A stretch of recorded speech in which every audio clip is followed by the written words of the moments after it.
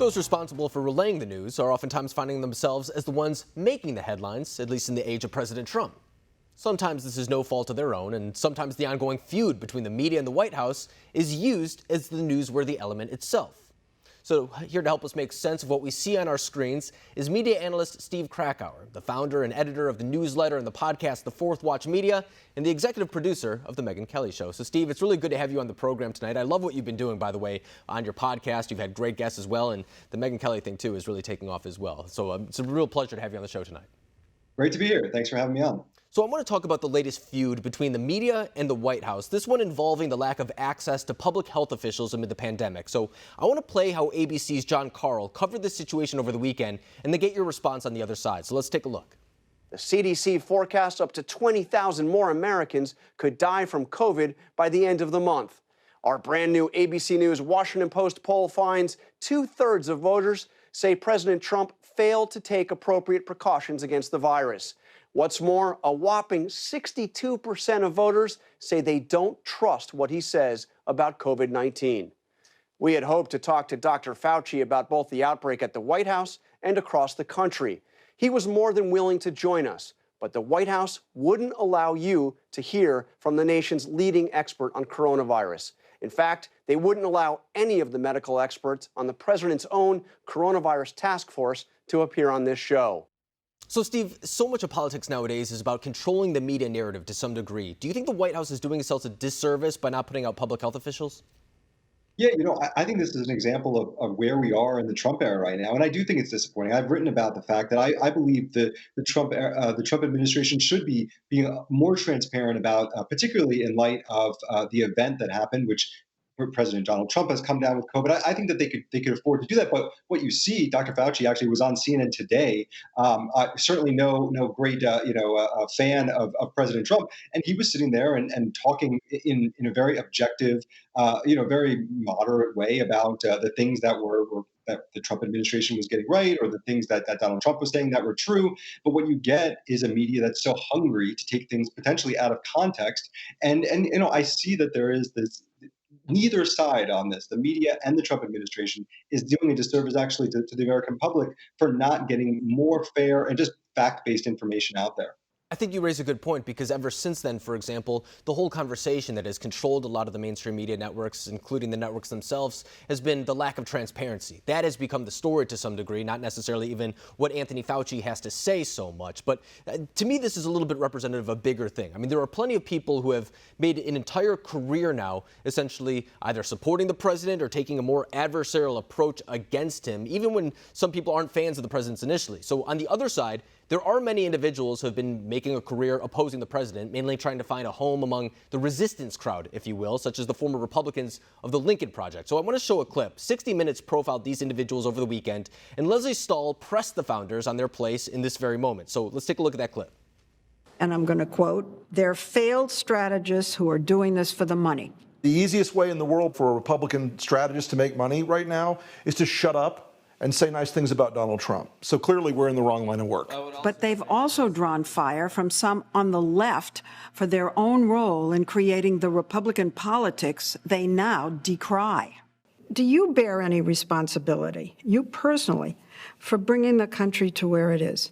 When I look at the party and I see what it's become, I think that I was naive about how deeply embedded the racism issue was in the party. So, Steve, one could assume that the Lincoln Project founders, for example, won't have as big of a platform post-President Trump necessarily, but it does raise an interesting question of what does the media landscape look like after President Trump? Yeah, I think that's a huge question. I think the Lincoln Project is just so indicative of where things are in 2020 that no matter what happens in November, whether Donald Trump is elected for the next 4 years, and that's the story, or whether Joe Biden moves in there, we're going to see a shift. In 2016, there were these Never Trump groups, and they came largely from a position of Donald Trump is rude and crass, and that's not the Republican Party. The Lincoln Project has completely abandoned that platform. They are trying to match the muck with it's like they've become what they perceive as who Donald Trump is and what they hate. It's really gross, and I think it's really bringing down our politics. So I would hope, I'm kind of a glass half full person. I would hope that the media we get post Trump is going to at least start to move back into not necessarily fair and objective, but at least not the nastiness that we're seeing with places like the Lincoln Project. No, and I think you raise a really good point, too, and it's the idea that these individuals, for example, share an ideology with maybe 4% of the country. I mean, acknowledging the fact that, for example, President Trump has a high 80s approval rating within the Republican Party. So to see their disproportionate viewership, I guess you would say, or they're being put on CNN, MSNBC, for example, it's kind of interesting that they've gotten so much attention based on that type of exposure. Would you agree? Oh my God! I mean, their audience is the resistance, right? Their audience is the Twitter crowd that's largely based in D.C. and New York City. That over indexes in the media establishment and just really in the media in general. And it's certainly from the left. I think that there is the people on the right that are not big fans of Donald Trump. I don't see how they're swayed at all by anything the Lincoln Project is doing. I think you're exactly right. I mean, they're playing to a base that they already know exists there, and I think that's how they've been raising a lot of their money as well, because I don't think their ads are changing minds necessarily. They'll admit themselves that it's more so to get under President Trump's skin a little bit. That's why they're putting those ads on Fox News. And actually, speaking of Fox News, we've had about 4 years now as a case study of how the media will act during a Trump administration, but there are now looming questions as to what happens to the media once President Trump is out of office, and this applies to those critical of the president, but it also applies to right-wing media as well and how it would cover a potential Biden administration. So I want to play a clip. We may have a glimpse of what that could look like. So here's how Tucker Carlson on Fox News has been addressing the Biden campaign as of recently. Biden still tells whoppers like a child, like that insecure fat kid in your sixth grade class who was always bragging about how his dad was a secret agent when actually he worked in insurance. So there was a scary gang guy called Corn Pop. He was going to kill me, so I beat him with a chain. Then I went to South Africa to free Nelson Mandela from jail, but a bunch of Nazis arrested me at the airport, but I fought him off and then... Okay, Joe, you say to yourself, you're kind of embarrassed for the guy. It's just so transparent and dumb.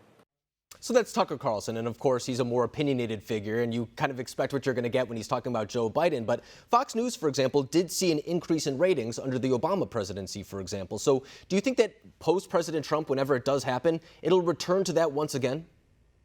Yeah, I think that, and Fox News, frankly, has increased ratings during the Trump administration, too, like all the media has. I think that we're in a very unique circumstance in kind of the reality TV presidency that we have for everyone that's kind of lifted all boats. No, I absolutely think if there's anyone in the media that's going to benefit from a Biden administration from a pure business perspective, it's going to be Fox News and the right. I think you look at what does CNN and MSNBC do. I mean, MSNBC, honestly, they kind of have maintained what they were before. CNN has become a total shell of what it once was during these last 4 years. How does that pivot back to a news organization? I think that's going to be really challenging. I think Fox News is going to have less of a problem. I think Tucker Carlson in particular, is so unique in the media space. He will, I think he will slide easily into what he's going to do next there. Yeah, and speaking of how he's been doing underneath the Trump administration, I believe he's the most watched cable news show of all time, not just over the past couple of years. He's really been breaking ratings all around. But I think you're exactly right. Even on your podcast, Megyn Kelly was talking to Glenn Greenwald, and she was talking about how Lawrence O'Donnell said that he was on a sinking ship known as MSNBC that was saved because of President Trump and really the ratings that he brought to these networks as well. But CNN, to me, is the most interesting one to watch because it wasn't too long ago where they were the neutral arbiter of these events. They would play off the conflict going up against each other, and it obviously took more of an adversarial stance when President Trump was elected, but some hope that a Biden presidency would mean a return to normal. So we have seen some journalists press those on the left as of recently, such as this upcoming exchange with Jake Tapper and a Biden campaign spokesperson. Let's watch that engagement real quick. Voters are being denied their constitutional right to have a say in this process. They when elected the Republicans are trying to ram through a nominee who, by the way, is going to change the makeup of the court. And we see time and time again, poll after poll shows that most Americans vehemently disagree with this. They believe Kate, that's that a the poll. vote should happen on November 3rd. That's not what the word constitutional means. Constitutional doesn't mean I like it or I don't like it. It means it's according to the U.S. Constitution. There's nothing unconstitutional about what the U.S. Senate is doing. So that looks like a return to good old-fashioned journalistic integrity, not necessarily taking a side, but asking hard, pressing questions to an individual who's seeking power in some degree. Is that the return to CNN post-President Trump, or is that wishful thinking for a lot of people? I don't know. I think if there's anyone who over indexes on the fairness scale at CNN currently, it would be Jake Tapper. And I think Jake is someone who I worked with at CNN when we were both there in 2012, 2013. He really made a name for himself as a White House correspondent at ABC, pressing the Obama administration on a variety of topics. I think Jake really comes at it from a place of journalistic integrity. Now, I think the problem with Jake Tapper is that he's like a lot of the CNN shows that previously never really had these sort of monologues that started their show or ended their show, like in primetime and Anderson Cooper and Chris Cuomo and Don Lemon. He also has gone to these opinion 10-minute long rants, which are just so undermining when you look at that great journalism that he's doing there and pressing all sides. So I would hope that's a preview of what might be coming in the Biden administration. I think that might be more of a preview of what Jake Tapper is in the Biden administration than what CNN as a network might be. And I think that's a common criticism, too, that we hear on both sides. I mean, for example, there's a lot of great journalists at Fox News, but oftentimes when people talk about Fox News, it's Tucker Carlson, Sean Hannity, things of that nature. So I think people do have to differentiate what is the opinion show and what is the actual news element as well. Same way thing over at CNN. I mean, Don Lemon is a very different force of nature than, for example, Jake Tapper. So I think in order to differentiate those things, it's important. But I think for a lot of people, too, they just want to return to good old-fashioned journalism. So I guess we only have a couple months to determine if that's the place we're going, or we might have to wait another 4 years, whatever it may be, but there's no doubt the media landscape is changing. Steve Krakauer, I really appreciate you coming on the program tonight, breaking down where the state of the media is standing right now. Thank you. Thanks for having me on.